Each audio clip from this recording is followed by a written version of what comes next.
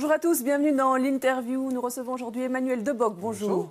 Alors, 400 000 € pour rénover une salle de réunion chez Actiris. C'est une décision sur la table du comité de gestion ce matin. Est-ce que c'est A, c'est indécent, B, un coût nécessaire, même si ça paraît énorme, ou C, un mauvais signal?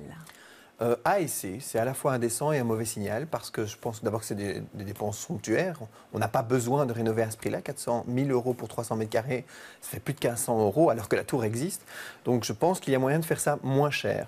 Et puis je ne voudrais pas que cette salle qui sera une salle de réunion, effectivement une salle polyvalente, qui va d'ailleurs porter le nom de Nelson Mandela, devienne la salle Bokassa. Parce qu'effectivement, si on commence à mettre des œuvres d'art, si on commence à injecter des milliers d'euros dans la superstructure informatique pour que tout le monde puisse avoir des petits écrans rétractables, comme j'ai pu le lire dans la presse, je me dis, est-ce que c'est vraiment bien cela qu'il faut faire avec l'argent des Bruxellois?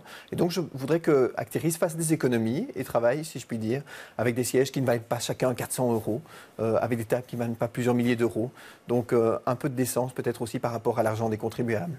Actiris qui a lancé une campagne de promotion avec le joueur Vincent Kompany et qui, bien, on l'a appris dans la presse aussi, découle de cela un partenariat, un accord financier. Ça vous pose problème aussi? Ah oui, ça me pose problème parce que j'ai eu l'impression qu'on est un peu trompé. On nous a dit que la campagne Vincent Kompany était une campagne gratuite. Et puis on se rend compte que parallèlement, il y a une convention qui se fait tout d'un coup entre Actiris et son club de sport. Lui ne touche pas d'argent directement. Hein. Sans doute, mais il y a quand même un échange de bons procédés. Et je trouve qu'il faut de la transparence. Et qu'en tout cas, il faut permettre à tous les clubs, et le club BX1 est un très bon club et a de très belles valeurs. Et c'est très bien qu'Actiris puisse avoir des partenariats aussi avec des clubs sportifs, mais qu'il le fasse de manière transparente, avec un appel à projet pour tous les clubs. Ça sera, je pense, la meilleure manière de fonctionner. Parce que les autres clubs qui ont les mêmes valeurs, eux, ils sont exclus. Eux, ils ne vont pas bénéficier des 240 000 € d'Actiris. Et donc, moi, ce que je demande, c'est que tous les subsides que donne Actiris à de telles structures, eh bien, ils soient publics. Et puis, on puisse avoir un débat public sur l'importance des montants octroyés et le projet que l'on porte. Mais ça ne va pas alourdir alors toute démarche, tout dynamisme finalement de ces organismes? Ah, au contraire, c'est surtout mettre fin à un clientélisme qui s'est toujours passé. Ça ne doit pas être le fait du prince. Nous, ce que l'on fait au niveau du Parlement maintenant, c'est la transparence. Mais je crois que le prochain niveau, c'est dans les administrations, dans les ASBL qui reçoivent les subsides publics, c'est de contrôler à quoi est affecté l'argent, pour qui, comment, et surtout mettre tous les acteurs sur le même pied d'égalité.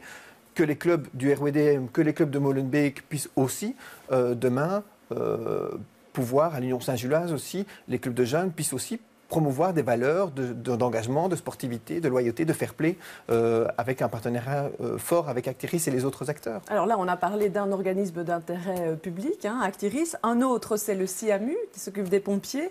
Hier, en commission des affaires intérieures, on a beaucoup parlé du rapport incendiaire de la Cour des comptes sur la période 2012-2015, où il y avait toute une série de manquements, notamment par rapport au marché public. Alors, d'après les réponses que la secrétaire d'État, Cécile Jodone, qui est défi comme vous, hein, a donné. Est-ce que vous avez l'impression que la situation est sous contrôle maintenant? Donc, moi je suis très content que la Cour des comptes se penche sur la gestion de nos organismes d'intérêt public comme le CIAMU. Il y a un autre rapport de la Cour des comptes d'ailleurs sur Néo. Et je trouve d'ailleurs que c'est très important qu'on puisse avoir pour tous les rapports de la Cour des comptes une présentation de la Cour des comptes elle-même et pas le pré-rapport qui a été adopté il y a 6 mois, qui était confidentiel, qui tout d'un coup est fuité dans la presse. Non, chaque rapport de la Cour des comptes doit être présenté pour moi au Parlement bruxellois. C'est ça pour moi la transparence, et la Cour des comptes doit venir expliquer aussi comment elle a fait son contrôle, comment est-ce qu'elle a pu voir des dysfonctionnements et réconcilier. Donc ça c'est très bien. Pour le reste, la période qui a fait l'objet du rapport de la Cour des comptes, c'est 2012-2015, donc 3 ans de l'ancienne législature, 1 an de la nouvelle législature. Madame Jodone, dès qu'elle est arrivée, elle a dit « moi, je vais réformer ». Et elle a bien pris la mesure de tout ce que la Cour des comptes avait dit, à savoir une direction opérationnelle et une direction administrative qui ne collaboraient pas du tout, qui ne faisait aucun contrôle interne, qui ne faisait aucune évaluation du personnel, et avec des dysfonctionnements, effectivement, sur les marchés publics. Et donc ça, on ne peut pas le tolérer. Et donc, effectivement, la réforme de Madame Jodone, elle répond à tout ce que la Cour des comptes a relevé pour les années 2012. Il y a plus de 5 ans, Mme Jodone n'était pas, et Défi n'était pas au gouvernement, jusqu'à la période où on est maintenant. Oui, Vincent de Wolf du MR dit « Toutes les mesures prises l'ont été après le rapport, mais rien n'a été fait avant ». Comment ça se fait que la ministre de tutelle n'a pas été au courant? Non, c'est faux, parce qu'en fait, en réalité, on le voit d'ailleurs dans le rapport de la Cour des comptes, un certain nombre de marchés publics, le CIAMU ne les transmettait même pas au cabinet ou ne tenait pas compte des remarques que le cabinet faisait par rapport à ceci. Donc il y avait une mauvaise volonté dans la part de certains au CIAMU de ne pas toujours faire rapport aux politiques. Et c'est ça qu'il faut changer dans l'affaire. Maintenant, la capacité d'aliénation sélective de Vincent De Wolf, moi je ne l'accepte pas. Pourquoi est-ce que dans le dossier, par exemple, de l'affaire Courtois, où on a des conflits d'intérêts dans l'attribution de subsides, là, il ne demande pas de commission spéciale, il ferme les yeux. Et puis ici, il demande tout d'un coup une commission spéciale, une commission d'enquête. Voilà, je pense que M. De Wolf a raté sa vocation d'enquêteur ou de tout simplement d'agent contraventionnel. Oui, mais quand on voit la secrétaire d'État Cécile Jeudeuil dit quand même qu'il y avait des gros problèmes. Elle parle de situations chaotiques. Il ne faut pas nier les problèmes. Oui, et ça veut dire qu'il ne faut pas pour vous une commission spéciale pour voir un petit peu comment on en est arrivé là. Parce que les pompiers, on en parle. Je veux dire, il y a des manifestations, on en a parlé dans nos journaux depuis très longtemps. Mais il y a beaucoup de problèmes chez les pompiers et ce n'est pas nouveau. Déjà en 2005, Caroline Persson de mon parti avait demandé une commission d'enquête sur le fait que, par exemple, les cadres linguistiques empêchaient le CIAMU de fonctionner correctement. Mais maintenant, vous n'en voulez plus. Mais je veux bien toutes les commissions d'enquête que l'on veut, mais il faut d'abord pouvoir voir ce que la Cour des comptes a listé comme problème, entendre la Cour des comptes, et puis effectivement transmettre au parquet, le cas échéant, s'il y a eu des problèmes individuels. Vous savez, quand un fonctionnaire ne fait pas bien son travail, eh bien, il faut une évaluation du personnel. Et il faut voir, et moi je demande que Mme Jeudeuil fasse une enquête interne pour voir si effectivement les soumissionnaires au marché ont été privilégiés ou si un fonctionnaire a privilégié de manière volontaire un soumissionnaire. Et c'est ça qu'il faut faire. Et la personne qui a fait cela, elle doit être écartée.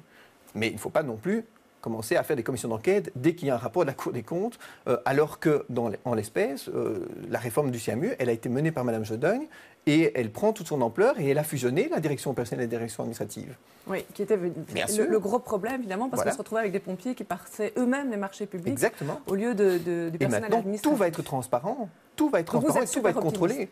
Je ne suis pas toujours super optimiste parce que tout ce qu'on a fait au niveau politique, maintenant, c'est à la fonction publique qu'il faut pouvoir imprimer cette marque de changement. Et il y a un message très clair à dire à tous les auditeurs, c'est que l'argent public, il est sacré.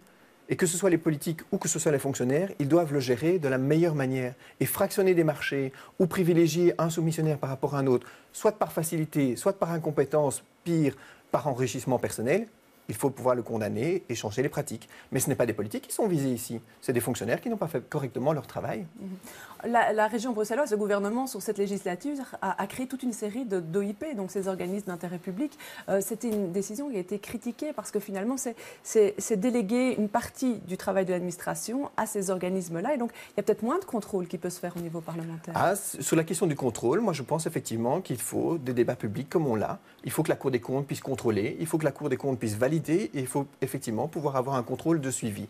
L'OIP permet de fonctionner de manière plus rapide, avec aussi des contingences en termes d'engagement qui ne sont pas les mêmes que dans l'administration, notamment au point de vue linguistique, parce que ça aussi, c'est un des problèmes qui permet de dire qu'aujourd'hui, la fonction n'est pas gérée de manière optimale, parce qu'il y a des cadres linguistiques à remplir et qu'on ne trouve pas les bonnes personnes aux bonnes places. Et ça, c'est quelque chose qu'il faut pouvoir aussi entendre. Donc pas de regret par rapport à cette multiplication des OIP. C'est surtout le fait qu'aujourd'hui, on a des compétences qu'on n'avait pas auparavant et qui étaient exercées par le fédéral. Et il a fallu créer des structures, regardez sur les allocations familiales, regardez sur la prévention et sécurité, pour lesquels on n'avait pas la compétence auparavant. Alors, qui devait les gérer? Est-ce qu'on faisait un grand ministère ou est-ce qu'au contraire, on faisait des directions spécifiques?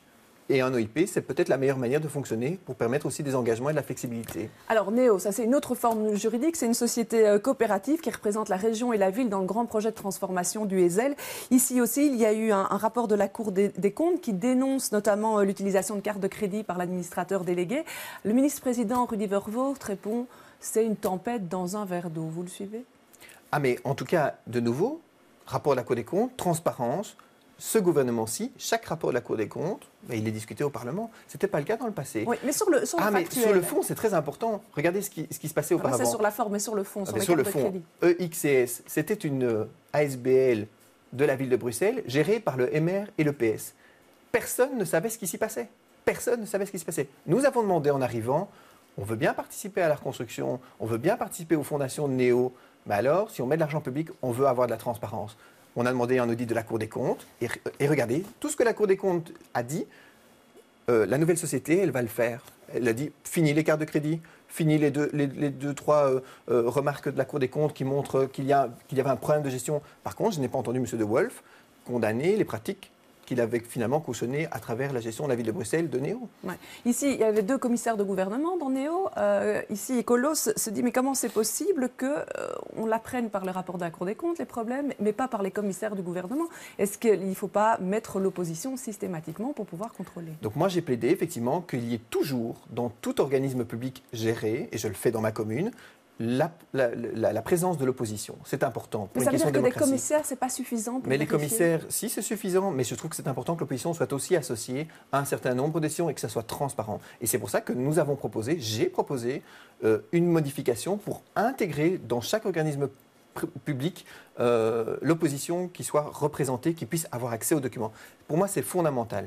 Voilà, parce que demain, ça peut être n'importe qui. Maintenant, par rapport à Écolo, voilà, moi j'entends Écolo qui est très attentif sur ce dossier maintenant, mais en 2012 et en 2013, quand il a fallu par exemple décider du réaménagement du plateau du Heysel, ils ont donné leur aval au Stade national sur le parking C. Et maintenant, ils sont indignés parce qu'on n'y arrive pas.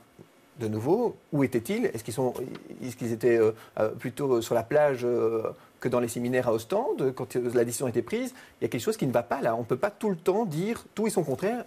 Les électeurs attendent de nous qu'on reste droit sur notre ligne, que ce qu'on a défendu jadis, on puisse rester sur notre ligne. Et Écolo ne fait pas ça. Un projet, autre projet, c'est celui de Drôme, sur l'ancien hippodrome de Boisfort. Il y a pas mal de polémiques là-dessus par rapport au bruit, par rapport au développement du projet qui ne respecterait plus vraiment les conditions initiales, selon vous? Alors donc il y a un vrai projet. Donc moi je salue quand même le fait que la région ait un projet. Par la région, hein, oui, porté par la région. C'est un dossier où de nouveau pendant 20 ans, 30 ans presque, on n'a rien fait.